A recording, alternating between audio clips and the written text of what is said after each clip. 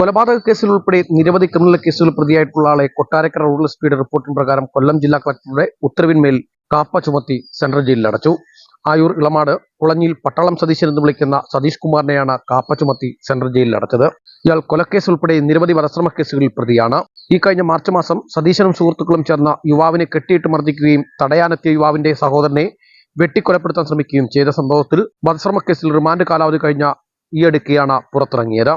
ചടയംകുളം SHOD Shivakumar Kottarakkara rural എസ്.പിക്ക് നൽകിയ റിപ്പോർട്ടിൻ പ്രകാരം rural SP ജില്ലാ കളക്ടർക്ക് പട്ടാളം സതീശനെ കാപ്പ ചുമത്തി ജയിലിലടക്കാൻ റിപ്പോർട്ട് സമർപ്പിച്ചു. ഇതിന്റെ അടിസ്ഥാനത്തിൽ ജില്ലാ കളക്ടർ പട്ടാളം സതീശനെ 6 മാസത്തേക്ക് കാപ്പ ചുമത്തി തിരുവനന്തപുരം സെൻട്രൽ ജയിലിലടക്കാൻ ഉത്തരവിട്ടു.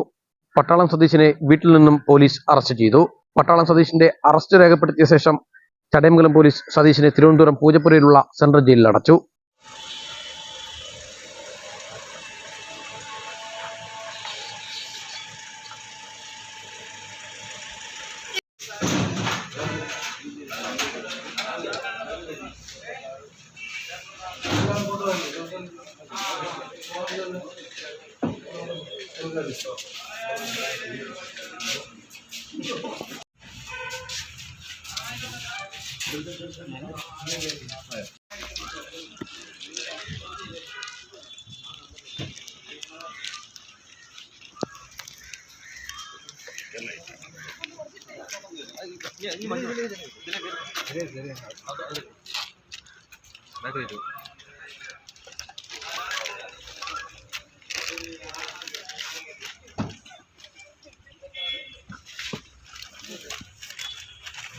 കേരള ന്യൂസ് ചടയമംഗലം.